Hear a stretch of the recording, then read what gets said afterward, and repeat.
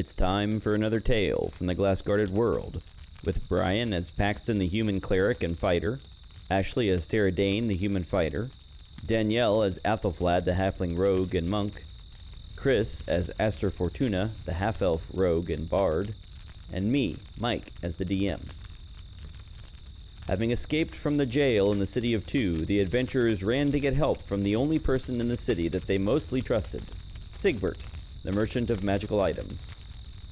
They hoped he would teleport them to the Iron Empire, where they could seek out the Eastern Bubble and the remaining truths of foresight.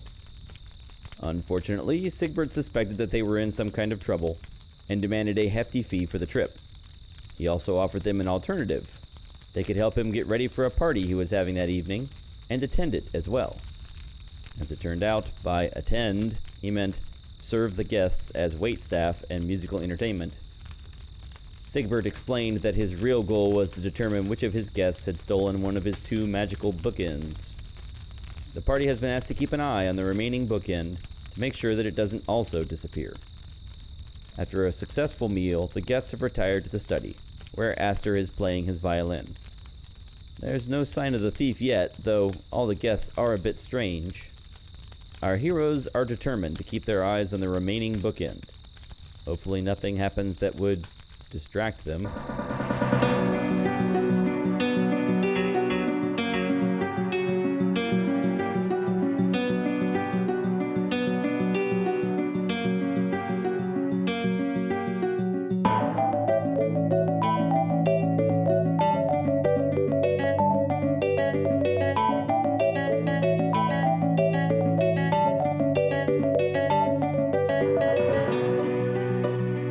So everyone is sitting in here, and then suddenly you hear a loud explosion coming from the dining room. Uh-oh. Everyone jumps to their feet, and Sigbert runs into the dining room and says, What? Tara's watching the bookcase. Mm-hmm. All right, Tara stays and watches the bookcase. Everyone else stays and watches the bookcase. Yeah, playing. All right, Yeah. you continue to play. All right, he says, What happened to the pork pies? The leftover pork pies? He says, someone come clean this up immediately. Can the music be louder and more like crazy? Sure, you can pick up the music. Okay. All right. If you guys are going to stay in the study to keep an eye on the bookcase, then I will stay behind to clean up the exploded pork pies. Looking for any clues as to why these pork pies exploded. Mm. I'm going to guess magic. Yeah. I'm gonna guess silverware. Exploding silverware. Interesting. So you start cleaning up, and Mhm. eventually you clean up the mess. It looks like just one leftover pork pie exploded and maybe knocked some others over. But you get the mess cleaned up. Now, at this point, Gunter begins talking to Sigbert about how miserable his hired help is, because really, that should not have happened. There must have been something wrong with the pork pie, and it's just ridiculous. Tara is glaring. And then about this time, there is a loud pop from the dining room. You can smell smoke. So I'm still in the dining room cleaning up, right? You're finished cleaning and you're taking the stuff out of the room, and suddenly you hear a pop behind you. Okay. All right, so you turn around and you smell smoke, and you see that one of the potted plants appears to be on fire. Are there any glasses of water on the table? There's some wine. There's some wine. I throw the wine on it. Okay. Actually, no, this is expensive, fancy wine from the Free Cities, yes. right? How on fire is it? It is going to be destroyed soon, and Okay. could catch some of the paintings on the wall on fire very quickly. Do I see any cloth napkins? There's a tablecloth. Tell you what, I'm going to use create or destroy water. All right. Is anyone else doing anything? I'm in the other room. Watching the bookend. Everyone's just watching the The book. Looking at We're it. very focused on our task. All right, and Tekilda says, "Darling, what kind of party is this? This is ridiculous." All right, so you create food, you create water on top of this plant, and it immediately puts out the fire. Mm-hmm. Yeah, Gunter starts complaining some more. He's saying, Hey, Sigbert, you sure your help's not, sabotaging your party here? This is ridiculous. And Sigbert's, saying, "Oh, they're fine people. I've had dealings with them before. I don't understand what's going on." Somehow it's our fault that a plant caught fire? Is that what you say? Yeah. Hey, Sigbert, your help's talking to the guests here. What's going on? What's the deal? Tara's drawn up and intimidating looking. I don't like the way she's looking at me. I'm posted up in the dining room. You're cleaning up the mess, I guess? I'm cleaning up the mess, and I have an eye out for more things along the lines of exploding pies or burning plants. And where's Takilda? in all of this? Takilda is standing in the study, just looking irritated. Did she react to the explosions at all? Oh yeah, she jumped. Okay. Everybody jumped. Did Gunther jump? Yeah, everybody jumped in alarm. Sigbert too. Takilda says, "Darling, this has been wonderful. I think I should go. This is sounding dangerous. I think I should get going." And Sigbert says, "Well, I'm terribly sorry. I can't imagine what's going on, but I understand." I still have Egbert on me, right? Yes. Okay. So I kind of just, You could hide him if you want to. yeah, I hide him, but I sort of like sneak around. And Egbert, he can't see anything. He doesn't have eyes, right? No, he can sort of hear what's going on. Okay. Well, I pull Egbert out and I say, "Hey, Egbert." Oh, we gonna start making this party exciting? Yeah, Let's go. Well, just maybe. Have you heard anything? I can't hear great inside the sheath, but I mean, I heard that things were burning, and that sounds fun. And I heard that there was exploding pie, and I haven't heard anything else. Oh, okay. Well, stay close in case I need you. I'm gonna put you back in this sheath and follow this lady out. All right. Can I try to talk to Kilda? All right. You want to talk to Takilda? As Go she was ahead. leaving, I go, "Madam Takilda, beautiful woman in white robes that flow like the wind. Why don't you stay and let me soothe you with a beautiful melody? It will calm your nerves. I promise." All right. I'll give it a try, darling. You talk me into it. And she'll sit down next to you and listen to you play. Paxton slow claps from the other room. What's next? What do you guys want to do? They're standing around talking. Sigbert seems a little bit distraught. Tara is pointedly not refilling Gunter's wine. Gunter is keeping his distance from you. And it's Osterland, right? The half-orc? Yes, she's just sitting in the chair, munching on whatever hors d'oeuvres anyone will bring her. Okay. I'll bring her some more hors d'oeuvres, like a whole bowl of hors d'oeuvres, because it looks like everyone else is tapered off in terms of Okay. eating. Yeah, no one else is eating, just her. So she's got free range of the leftovers, so I'm keeping her well fed as an excuse to keep moving back and forth between the kitchen, the dining room, and the study to keep an eye on things that are happening. All right. Well, Gunter says that he needs to use the restroom. So Sigbert pulls out his key and switches the room over from the entry door to a restroom door, and Gunter goes into the restroom. As you're going into the dining room one more time, you hear a pop noise come from the table. Do I see anything? You see a little bit of smoke coming from underneath the table. I flip the tablecloth up to look under the table. So you can see the bottom of the table is now on fire. Uh-oh. Okay. I'm trying to think of how I can use create or destroy water to rain up. All right, at this point, Sigbert runs into the room. He's got his guests following him in there. And he says, "What in the world is going on in here? There's smoke coming out of the room." Would you mind if I flip the table upside No, down go right to ahead. put it out? Put it out. This table's expensive. All right, then I do create or destroy water again on it. All right, you put out the fire. Now, what are the rest of you doing? I'm still watching the bookend. All right, you're watching the bookend. You're watching the bookend. Tara is like up in the back of the group, so no one can slip by. Okay, Aster, Did Takilda leave? she left. Yeah. And you're watching the bookend and you're not watching the I'm bookend? watching the people. Oh, okay. So Athelflad, the door to the bathroom opens, but you don't see anyone come out, and then the door shuts. Huh. How far away is it from the bookend? It's right next to the bookend. Okay. I keep my. Actually, you know what? I go ahead and take Egbert out. You take Egbert out. Okay. I don't see that, right? I don't see the door. No, you're watching the crowd that is looking into the dining room. So I take Egbert out and I say, "Hey, Egbert." Yeah, are we gonna get some action? Yeah.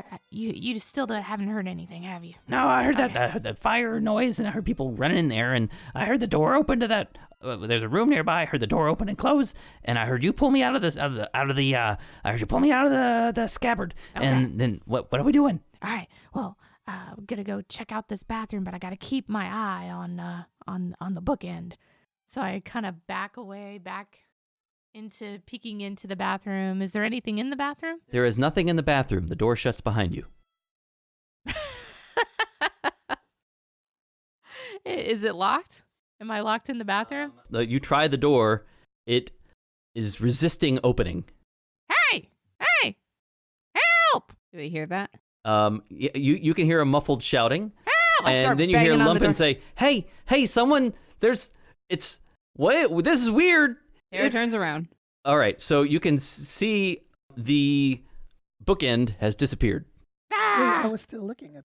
Oh, I thought you were looking at. No. I said. I thought you were at the back of the crowd. Oh, No. I still. okay, all right. So you can see the bookend lifts up into the air, Can I cast fairy fire?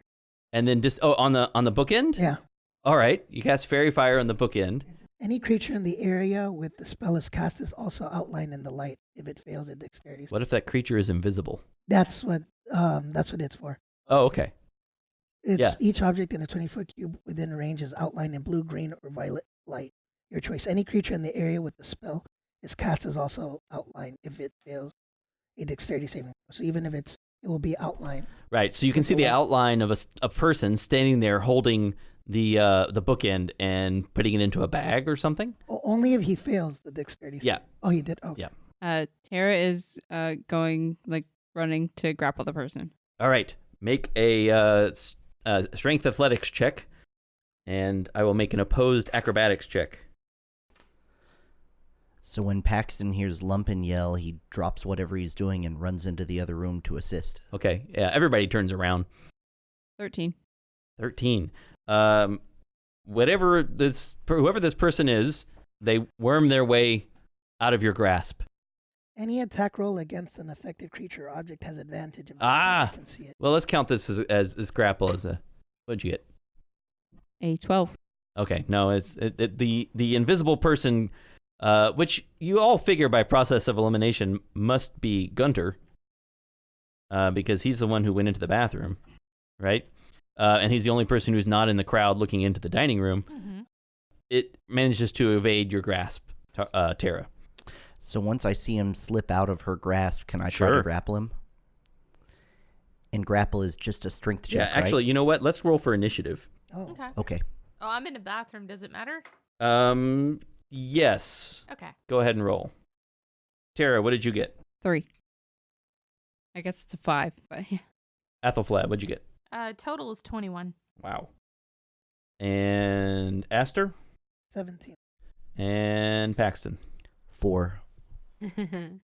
Athelflad, you're going to go first. You are still pulling on this door, and then suddenly it stops being held closed, and you yank the door open, and you can see on the other side of this door, you can see Tara and Paxton wrestling with someone who is invisible, outlined in glowing light.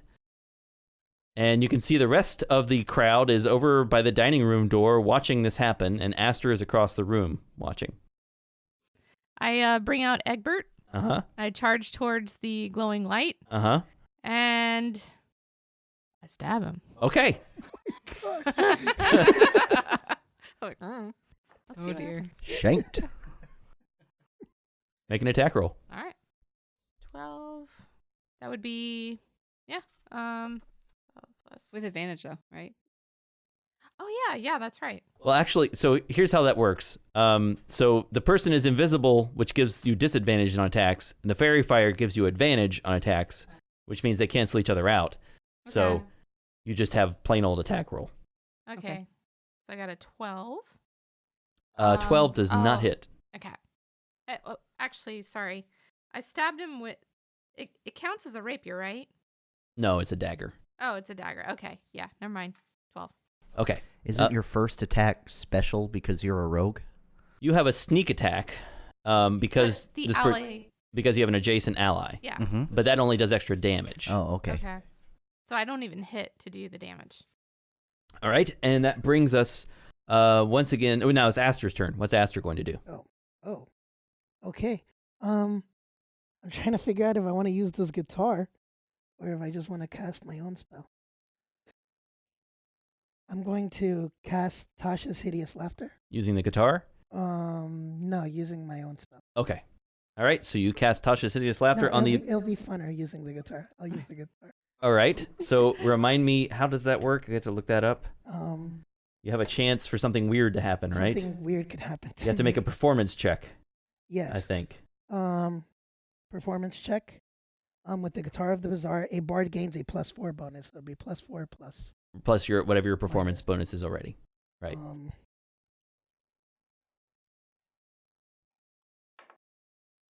It doesn't fail. 18 plus 4 plus. All right, so you cast Tasha's Hideous Laughter, and the result is they have to make a saving throw.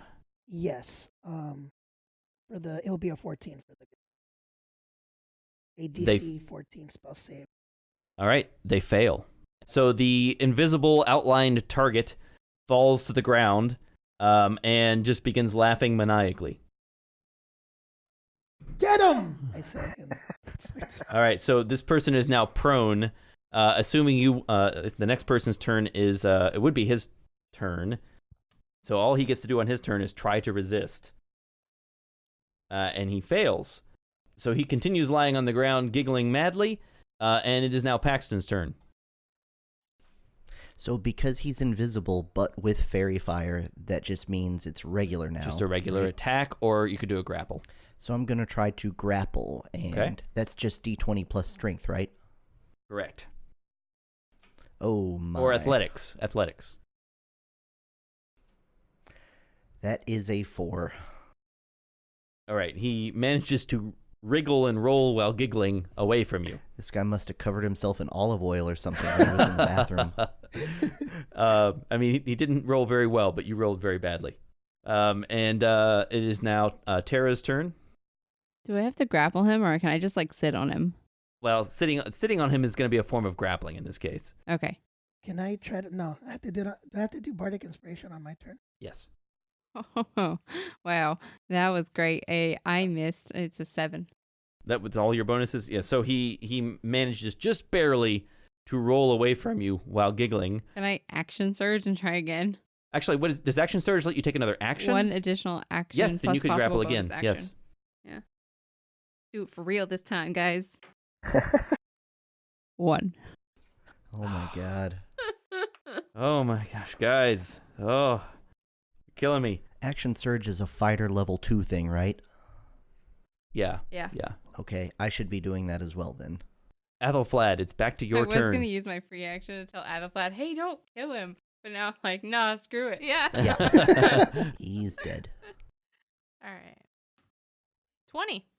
Oh, a critical. Nat 20. Yeah. All right. Ooh. All right. Wait, what were you doing with that action? I was going to attack And him. you're doing With sneak stabbing. attack damage Yeah. now. Oh, wow. Okay. Let's I mean, you would have advantage. I'll call it a sneak attack. All right. D6.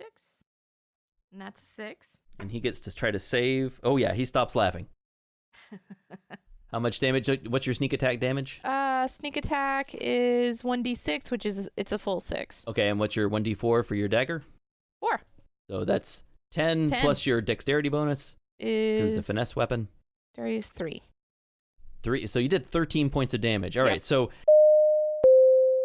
DM's note: for some reason, we did not double the dice rolls on that natural 20. Oh well. you guys keep trying to jump on this guy and sit on him as he rolls around on the floor, and he just keeps rolling away from you while giggling madly. And then Athelflad finally just takes out her dagger and stabs him, pinning him to the floor. And he goes, ah! And stops laughing. I think I tickled him. And he says, Give up, okay? I'll stop, okay? and he turns visible. What is your problem? Besides being stabbed. Yeah, he is bleeding profusely. And so he turns visible, and he says, But Sigbert, it's just, you, it's just I gotta get my revenge. You got my hedge clippers. I asked for my hedge clippers back, and you still got them. But I ask, and you don't give them back. And so hey, turnabout's fair play. So Sigbert, what I do is I take the bookend, but no, you gotta have both bookends for it to work. So I come back, I try to get the other bookend, but now I'm bleeding everywhere. Sigbert, this is ridiculous. Just give me my hedge clippers back. and Sigbert says, "Oh my goodness, is that what this is about? Your hedge clippers? Why didn't you just ask?" And he says, Yeah, so I did ask you for them back, Sigbert, and you kept saying you're using them. So I keep asking, and eventually I decide you're just gonna keep them. So turnabout's fair play. So I'm taking some of yours. Very passive aggressive. And Sigbert says, "Oh, that hedge trimmer. I forgot about that. Well, I suppose I could handle the veggie-pygmies differently. Well, hang on." And he exits the room, and the man sits there bleeding on the ground. I'm going to use a medicine check to try to staunch the bleeding. You're nice. All right, go ahead and roll. All right, that's +5, so 12. All right, well, you help him, make him a little more comfortable. And Sigbert comes back, and he says, "There you go now. I think you should all be on your way. And I want the other bookend back." And he reaches into his bag, his robes, and he pulls out the other bookend and hands it to Sigbert. And he says, "Osterland, I'll send you the recipe for those cheese fritters you were interested in."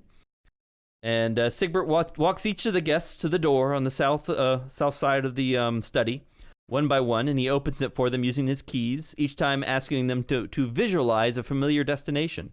And each time the door opens on a different location. And the guests somewhat grumpily exit, especially Gunter, who is tightly gripping his hedge clippers.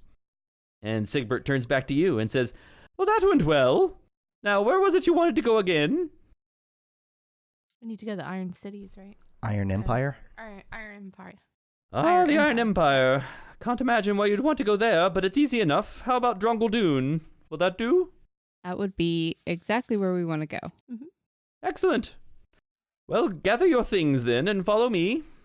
Hey, we've heard some bad things about Drongle. You got any inside help that you can let us know so that we can stay safe? Oh, certainly. Yes, I can tell you a few things. So he leads you down the hall and into his shop, which is filled with the usual variety of ridiculous merchandise. I guess Aster, it's just filled with things that look ridiculous. If you want me to pull up the price list, I can do that. But it's filled with all sorts of stuff. Any instrument-y thing? There's a harp that never goes out of tune. Yeah. Yep. Oh, is that the only one? Let's see. I think that might be the only instrument. Hold on. Hmm. I'm pulling up the price list. That means you wouldn't have to carry around a tuner. Oh, there's also the lute of annoyance. Oh, what does that one do? Sounds like it annoys people. So when activated, this self-playing lute plays loudly and badly on its own. It is both out of tune and tone deaf, resulting in a horrible racket. Any creature within 60 feet that hears it and fails a DC 15 wisdom save is at disadvantage on all attacks, saving throws, and ability checks. That would include you if you're within 60 feet of it, right? Let's see. That is 90 gold pieces. You know, my good friend, since we helped return your bookend and Yes? I played gloriously. Yes, for your you're part. quite talented, yes. I'm impressed. What could you do for me? Well, you're asking me to cut you a deal on this loot? Yeah. I'm already teleporting you halfway around the world. Well, what can you do? I only got 62 gold. And I could use another instrument. Do you have anything you could give me to go along with that? That guitar is nice. It is. I went to a lot of lengths to get it. Oh. What about if I threw in, telekinetic manipulator glove? Oh. How would that work out? Ooh. I think that would be a deal. Just a Yes. straight trade. Straight trade. That sounds like a deal to me. You want to give me the gloves? Do they make a horrible noise or anything? No. You know what? Let me think on it. I think I'll see you again. Ooh, well, you may not see me again in Drungledoon, I'm afraid. He walks to this window on the wall, turns a knob on the wall to Drungledoon. It has a bunch of other cities listed on it and towns. And he pushes this window open, and through it you can see nothing but darkness outside. And he says, "That's Drungledoon, such as it is. Not a pleasant place, and I don't expect I'll see you again, at least not here. I don't open this location often. In fact, I usually ignore requests from it. Bingerton is about 8 days' travel north, and the nicest town you'll find in the whole empire. Halflings, you understand. CSNM is about 4, maybe 5 days south, and the big city of 3 is another 8 days south beyond that. Drungledoon itself is the home of the Empire's Officer Training Academy. There are plenty of battle mages around, so watch your step. They used to make good customers, but lately I find that they drive too hard a bargain. Also, it's hard to keep up with all the imperial edicts, all the rules and regulations, you see. Any questions?" Yeah, what kind of rules? Well, there are lots of rules about prices. For example, I can't charge more than 10 gold pieces. Is it 8 or 10? See, I can't even remember. I can't charge more than 8 or 10 gold pieces for a potion of healing. I can't charge anything for magical advice or identifying items. It's ridiculous. And then there are safety requirements about giving equipment to members of the military, and it's very expensive to do business here and very risky. And then there are the times when the guards come by and they simply want you to give something to them or else. It's just not worth doing business. All right, great place. Well, Yes, I can't thanks. imagine what you'd like to do here, but why would you want to be here? It's Mun business. Oh. I can't imagine what he'd want to do here either, but So, Sigbert, while we're in the Iron Empire, if there was anything of interest you would like us to procure for you, oh, you know what I want. shoes, Certainly. neat shoes. If we could get you some neat shoes, would you be able to take us from Drongledoon back to the Keepers? I could do that, yes.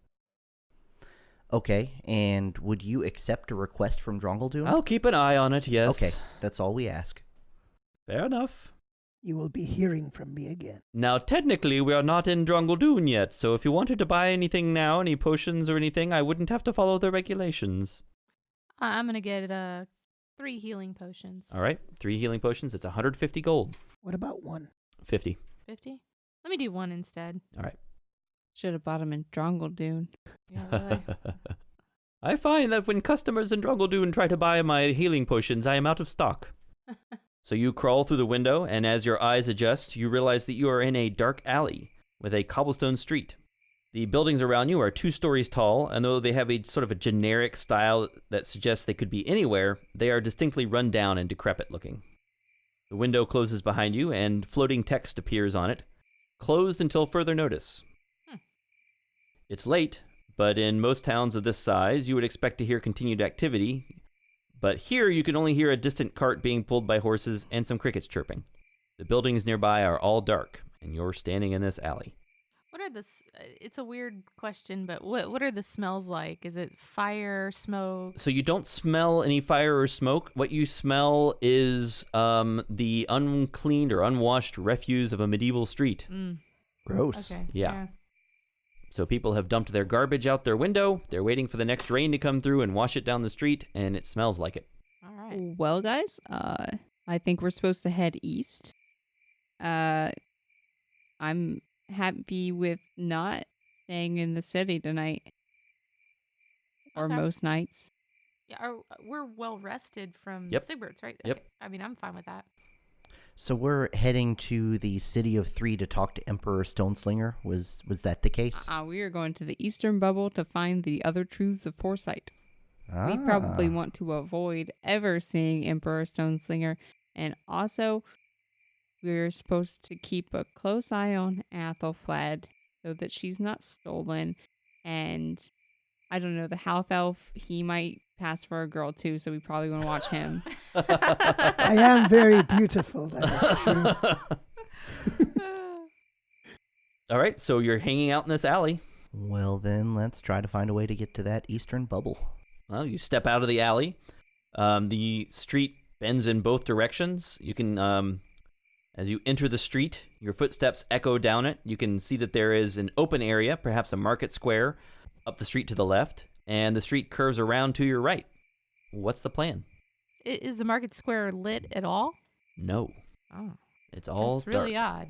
Okay. Is it nighttime, right? It's nighttime. Oh, okay. It's evening. It was a dinner party you guys just came from. So Not even like outdoor fires. See, that's No, you can see in the distance there are maybe some people walking around with torches. okay. Do they look like guards or like regular people? Well, it's hard to tell from here because it's way down the street toward where that square is. Make a perception. Or what's your perception? Actually, I got it here. I'll make a perception roll for Tara. I have no perception bonuses. All right, you're not really sure. It's hard to tell from here. Anybody else want to make a perception check? Yeah, I'll do that. So, oh yeah, Ethelflad, with your keen eyes, you're looking down there in the dark. You can see that there are guards or maybe even larger groups of soldiers than that. In fact, as you listen, you can hear marching feet coming in your direction, down through the square toward your direction. Guys, I think we need to hide. Yes, I don't want to get caught. I just escaped. Ditto. All right, Okay. so the and path. after we left the place, I put my robes of Yeah, hiding in I plain assume sight you got back all on. your equipment back on. Okay. So the path winds around to your right, sloping slightly downward, or you can head toward the sound of the marching footsteps and this group of guards or soldiers to your left. I don't know, guys. Or you could stay in the alley. Can we wait for the guards or soldiers to pass? Yeah. Okay. The soldiers eventually march by. Actually, that was a pretty high perception check. Are you guys using hide? Are you stealthing? I'm stealthing. Yeah, I get stuff. Okay. Go ahead and make stealth rolls. Paxton, you make it with disadvantage. Yeah. Not great. Mine's total 17. 13. 10. Okay. 10. The guards are marching by, and one of them points into the alley and says, "Hey, what's that down there? What's that over there?" And another... Sorry, go ahead. I bring out Egbert at Okay. this point in time. Egbert says, "Oh yeah, let's go. God. Let's dance." And another guard slaps him on the head and says, "It is not important. That is the crazy wizard shop. Just keep marching. Want to get us in trouble?" And they keep walking. And you can hear you saying, "But there was some people. There were some people in there. Shut up." Maybe they're afraid of the wizard. Maybe they're afraid of Sigbert. Maybe they're afraid of their commander. Yeah. Something important must be going on. They don't care about people in these alleys. They're all on edge for something. Let's get out of this city.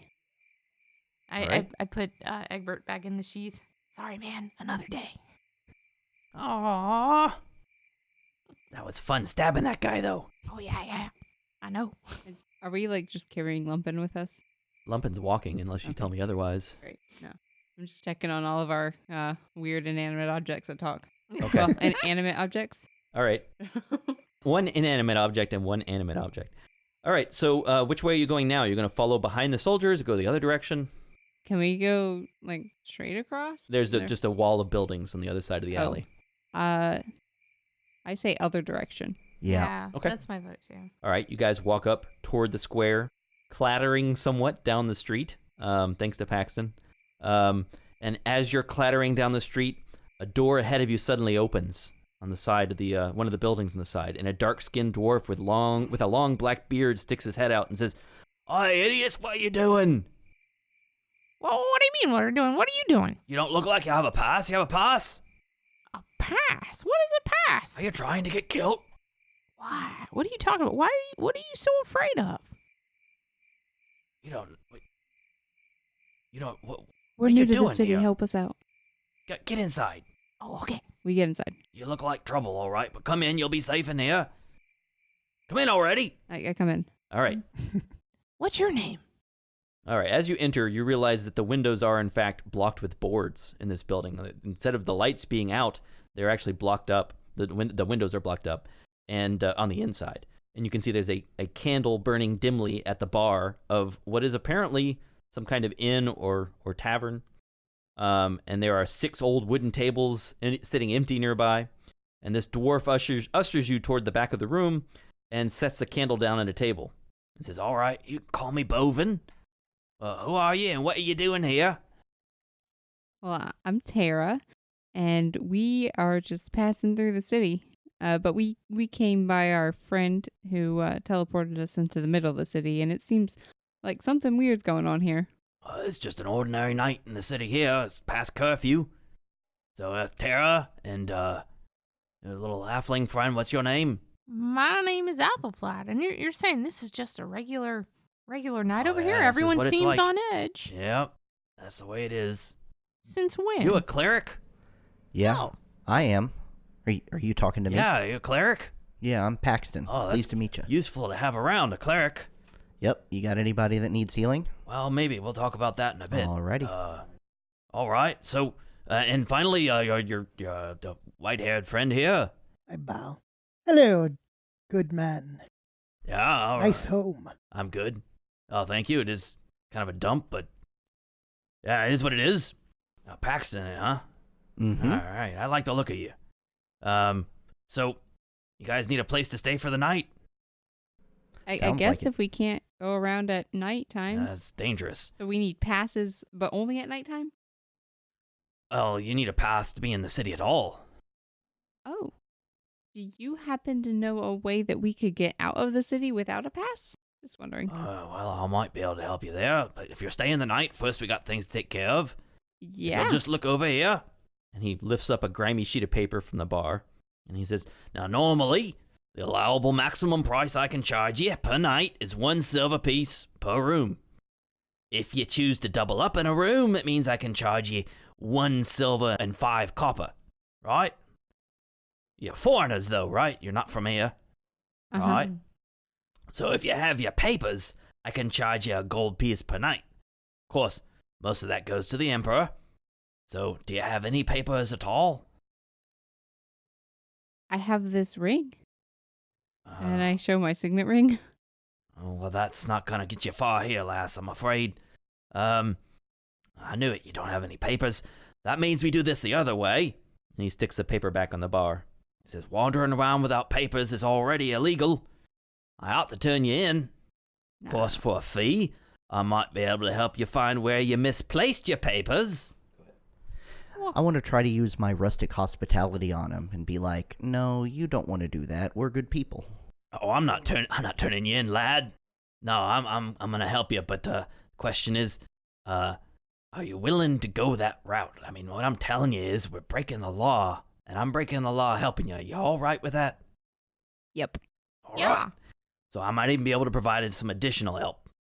So, but you gotta pay me something. How much are papers? For Let's- all four let's- of us. Let's say I'll take care of your whole group, give you a place to stay, and get you some papers for let's say 30 gold coins. I'll do it. It's a If- deal. If I sing you a lullaby at night so you can sleep soundly. I already got a couple musicians here. I'll show you in a bit, but I was hoping you'd say that. I was hoping you'd take me up on it. And he stomps on this floor 3 times, and then walks behind the bar and leans down to a barrel tap near the floor, and he pulls it. And then some of the stone wall next to you starts to swing open. He says, all right, I guess I'm done cleaning up here. Let's go down. Wow. Okay, Tara is gonna follow, and she is pulling 30 gold out of her pouch. Great. He will take your gold and lead you down this passage behind the wall, which immediately turns a corner leading to stairs going down. And he says, I had to give up most of me cellar to do this, but 'twas worth it. And at the bottom of the stairs, the passage takes another turn, and there is a solid-looking wooden door. And Bovin listens at the door and says out loud, You can pull the lever now, ladies, and resume your cavorting. and you can hear the stone wall above you swinging back into place, and Bovin opens the wooden door. And suddenly the sound of a fiddle and a drum fill the hall, and you enter a well-lit cellar. And 4 halfling women are sitting down at a table, apparently returning to their drinks. A male elf and a female orc are providing the music at the far end of the room. A male dwarf and a male half-orc are having an arm wrestling contest on top of a barrel. And 2 human women in dark robes are sitting at a corner table, looking sinister and mysterious. And you can see supplies and casks stacked up to the ceiling, making the cellar feel kind of cramped. and the halfling women raise their mugs to you. And one of them, wearing a feathered headdress, incredibly muscled and maybe even oiled, says, Hey, Boven, what kind of freak show have you got in here, huh? Oh, Yeah, they look like they don't know the blade from the hilt. Boven escorts you to a table. I have some questions for you. First, let me point out that if you're not on the level, if you're Imperial spies, for example, well, I think you can see that those of us down here can take care of you right quick. And the large halfling woman is looking at you, Athelflaed, and she cracks her knuckles. I'm cool. I'm cool. So, what are you really here for? Smuggling? Not slaving, I hope. Nope. We're What sort of work do you do? I might have something for you. trying to find the Eastern Bubble. Eastern Bubble? What do you want with the Eastern Bubble? Well, there's some information there that we're supposed to be looking for. It's in the middle of nowhere, and you gotta get through the snow and the undead and... I'm dead. Yeah, there's some... It's part of the patrols there. They just stick the undead out there and just let them keep people out, you know. I hope they're nice as Carlton. Oh, you gotta be crazy. You can't be serious. I mean, you'll have to go right past Fort Iron Crown. I'll have to think about this one for a bit. I'll bring you some drinks, all right? Maybe I can scrounge up some food. That would be a great help. All right, so he goes back upstairs, and the other patrons talk to each other quietly, eyeing the party. What do you guys want to do? Tara wants to go arm wrestle the girl in the I want to headdress. perform. The halfling? Yeah. All right, you go walk up to the halfling, and she says, Yeah. What are you doing there, little lady? You want a challenge? Yeah. All right, then. so let's do an opposed strength contest. I'm casting guidance on her. Yeah, and I want to inspire her. Okay. All right, well, as you're watching her, she goes, and a vein pops out on her forehead. And I'm watching in the corner going, Tara looks normal. She's just making friends. She says, by the way, my name's Epilema, yeah. I'm Tara Dane. And y'all gave me guidance. What is that? And I get, well, With guidance, you get to add a d4 to your strength check. 7. 7? she also gets inspiration. Oh, you get bardic inspiration? So I'm going to what is it with the bardic sing to inspiration? you. You believe you can fly. You believe you can touch the sky. You'll beat this woman with your strength and might. There's no one who can take Tara in a fight. You All have a right. d6, so roll a d6. Add that d6 to your 7. It is now 12. All right, this is a closer arm wrestling match than it would have been if you had kept that 7. But she still wins.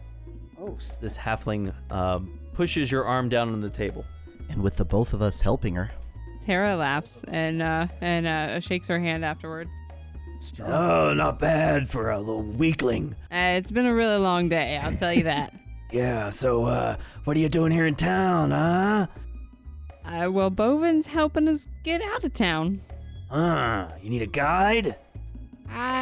You might not want to go where we're going. Is it dangerous? That's what I hear. Oh, I like danger. Well, if you're Did interested... I tell you my name? I told you my name, didn't I? Infima? No. Epilema. Epilema. Apolema. Not Applema. Epilema. Epilema. Epilema. Yeah, Epilema, yeah. Yeah. Where are you from? Well, I'm from Bingerton. Where is that? You never heard of Bingerton? No. Bingerton, it's a halfling town. It's to the north of here, best beer in the world. Oh, now you're talking. Yeah, best beer. well, Epilema, we, as we told That's Boven... me. Yep. it's like that. We are headed to the Eastern Bubble, which means... Yeah, right. Nope, that's true. You're going to the Eastern Bubble, huh? That's the plan. That sounds interesting. Your friend there is a cleric? He is. Looks like a Yep. nice guy. He is a I real hate swell nice guy. guys. Oh, but you'd like him. Well, you've never met me before. I don't know, you're sort of a man of the people kind of type. Heck yeah. Well, Tell you what, would you feel better if we arm wrestled? I always feel better when I arm wrestle. Let's do an arm wrestle, but I'm going to cast guidance on myself. Yeah. All right. Okay. All right. She goes, "Arrgh!" Her vein bulges out in her head again. Yeah. Ooh, that's a 23. Ooh, Oh, you wow. beat her, but only barely. Whoa. Wow.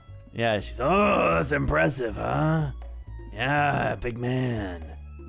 Well, let's see what Bovin has to say for you here in a moment. But yeah, maybe I could help you out. I'm sort of a guide type, you know.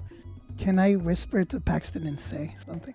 Paxton, I think she likes you. I was afraid of that. Not my type. Oh. Bovin comes back down, and he's brought you some cold meat and some beer. He says, "Oh, I see you met Epilema there, eh? All right. So I've got a problem you can help me with. It's been hard to get all sorts of things since the Emperor issued this edict on prices, you know. You heard about this? Grain, cloth, you name it. It's these profiteering merchants, you know, always holding back everything for themselves rather than selling at the legal price. Well, anyway, I've got a line on some healing potions. There's a fella coming through town tomorrow who says he'll sell me some for 80 gold apiece. That's 12, it's many times the legal price, right? Mm-hmm. So, the law says you can't charge more than 5 gold for a healing potion, you see? So, problem is no one will sell potions for that price because they're greedy so-and-sos. That means I have to pay his price. People come to me expecting help, right? I need to have some in stock, so that means I have to pay his price, right? Yep. Right. Here's the catch. I don't want to be out in public buying goods at prices that violate the edict, right? Wouldn't he be in more trouble than you? Oh, we'd both be in trouble. Oh. A lot of people depend on me. Frankly, I think the watch is already suspicious. But you, well, sure, you're suspicious, but the city watch isn't likely to think, oh, they're suspicious in a way that makes me think they're going to pay illegally high prices for healing potions, right? Know what I mean? We do. Yeah. Also, you can't always trust these merchants that pass through town and don't set down roots, you know? Maybe he's thinking he'll double-cross me and take the money. You look like you could handle yourselves if it came down to a fight, right? I think we could beat a merchant. So, you go give him his money and you get me my potions, and avoid attracting the attention of the watch and the soldiers. Nice and simple. I'll help you get to your destination. Deal? Sounds like a deal to me. That sounds good to me. Okay. Right. Yes. Take But care don't of we it in the need morning. Some sort of pass to be Yep, in the city at all? I've got your paperwork. Yep. So, here's your papers, Miss Terradane. Yeah, that's what you said your name is. Yep. I've written down here that you're from Arrival, because that's where it sounds like you're from. It is. Does that work? All right. And, Mr. Astor, I've written down here that you're also from Arrival. Does that work? Yes. All right. I've said that you two are married.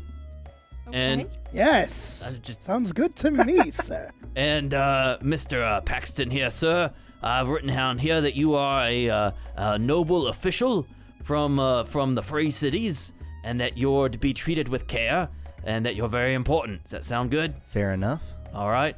And Miss Athelflaed, you're his woman servant. You're helping him out. You're just you're his assistant, right? Oh, okay. All right. So does that work? That's what your papers say. All right. Okay. Now, they won't fool someone who looks really closely for a long time, but most guards don't want to do that, so you should be fine. Make sense? Mm-hmm. All right. What is this? Where does it say I'm from? It says you're from the Free Cities. Free Cities. You asked her, dang. I am Asta Fortuna Dane, Ah, I like that. married bard extraordinaire. Is there anything else you guys want to do in here before he tells you the plan for tomorrow? And who are those sinister folks in the back of the room? Oh, you're asking Bovin that? Yeah, he's. Oh, yeah, those ladies, yeah. I don't know, but they pay real well. You know, so they keep to themselves, and they pay generously, and sometimes they bring me things that I can't get elsewhere. I think they're wizardly sorts, but they're not associated with the Battle Mage College. I'm gonna try to learn more about Epilema and her. Oh, you want to talk to Epilema? Yeah, so she's here with some friends. They're all barbarians. They're all halfling barbarians. It's And just a crew of women barbarian halflings. that's right. And they're all from Bingerton. And they'll explain to you that Bingerton basically has two groups of halflings. There are the halflings who are the ordinary halflings you think about as being halflings who like to brew beer and live in holes in the ground and like to relax and be what you think of as a halfling. The people who don't fit that mold become barbarians and they sort of guard the city and the town. And sometimes they find employment in the military. These guys, however, these ladies are not interested in working in the military. They're basically adventurers, travelers. Are they up to anything right now, or are they just? They're looking for just something? wandering through town. Yeah, we're wandering through town just seeing if we can find any fights we can pick. You know. So are they sellswords? Yeah, that's a good name for it. Yeah. Y'all ever think to leave the Iron But we don't Empire? sell swords, right? We're not merchants. None of that pansy stuff. Yeah, we like to use the sword, and we sell the ability to use the sword, right? But not the sword itself. But not swords specifically. Okay. Because I actually use an axe. So you're a sell axe? We're a sell axes, yes. Yeah. You know, I actually got my start in the world as a sell mace. And I hold up my Oh, mace. yeah, huh?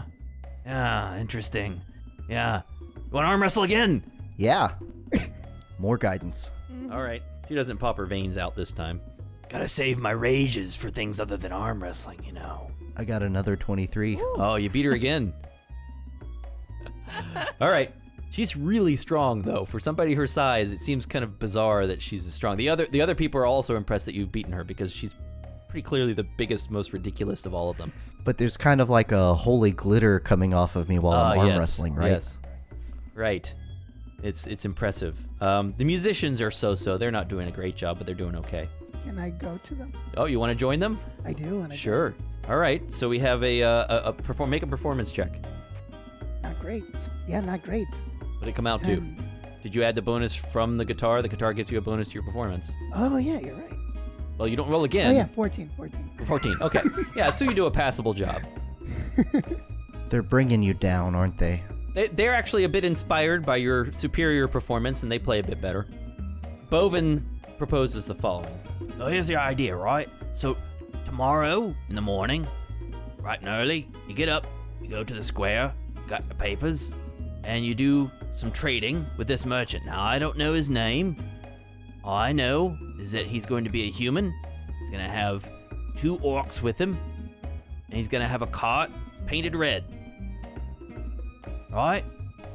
Got it. And you're going to meet with him, and you're going to ask him for the best red juice that he's got at the best price. Right? Does that make sense? Yep. Got it? All right. Human So you're merchant gonna- with 2 orcs and a red cart, and we're gonna ask him for the best red juice at the best price. That's right. And he's going to give you a crate labeled juice. What if it's just juice? Right? Because juice is not currently price controlled. And then you bring me back the juice, and you give him my 400 gold. Right? All right. Now, I'm giving you this 400 gold. I can't afford to waste this. I'm hoping you're not going to run off with it. You look like the honest type, especially that fellow over there. Not that one. The cleric one, Mr. Paxton. So I'm trusting him with this money. Right? And you bring me back my potions, and if there's any trouble, you make sure I get my money back at least. Okay. So have you already established with this fellow just how many you're gonna get for this price? 5 potions. 80 gold each. Okay. Yeah, that's right, right? Yeah, 80 times 5 is... Hold on, let me get out the paper. Well, that's 400, right? Yes. Right. Sounds right to me. Think so? Okay. And 400 is more than 300, right? Last time I checked. Right. But it's less than 500. Oh, yeah, you're right. I knew there's a reason I liked you. Trust him with his figures. All right, so tomorrow morning you head up there. Now, if there's any trouble, you probably ought to avoid a fight, right? Right. Indeed. But if there is a fight, you want to avoid the guard. Right? Why? Because there's a lot of them. Oh, And this is the officers' training school here. So there's a lot of officers and a lot of guards. and it's just not a good place to get in trouble. Okay. Sounds like a plan. Good. Now, Mr. Bard, do you have any songs on that fancy guitar of yours that might put some orcs to sleep, as opposed to, say, fighting them? Well, on this fancy guitar here, I can calm emotion, meaning that they will be more docile. Okay. But I can put myself to sleep. That would be less than helpful. But don't worry. This music soothes the souls and the hearts of many. Well, we'll just see how far we can get with that. Well, I know I've joined you to escape from the city, and I did hear you guys say you were heroes and were going to save the world. Could you guys explain what's going on? I have no idea what's happening. Kind of following along for the ride. Oh, yeah. Sorry, we became kind of used to that with Alpha Flad, so it's well, you know about the Gods River? Yes. And how it's broken? Yes, of course. Well, The other river The Hilt River. the Hilt River, also broke. Yeah. The rivers have broken. 2 of them. I was Two trying of to keep that quiet, but okay. Oh my goodness. Everyone turns and looks at you. And the music stops. Oh. What? It was just a joke. Yeah, I am a jokester. And Bovin says, What, did you say the Hilt River's broken? You heard that too? Yes.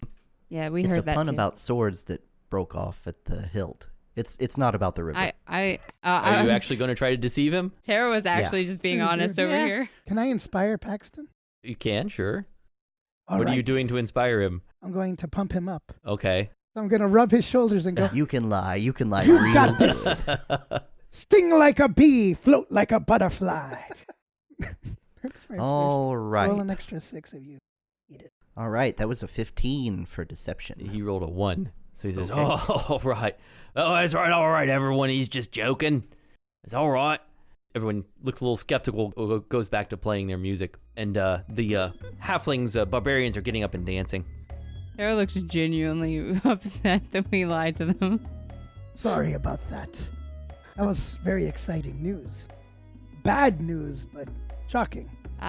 So yeah, that's why we're going to.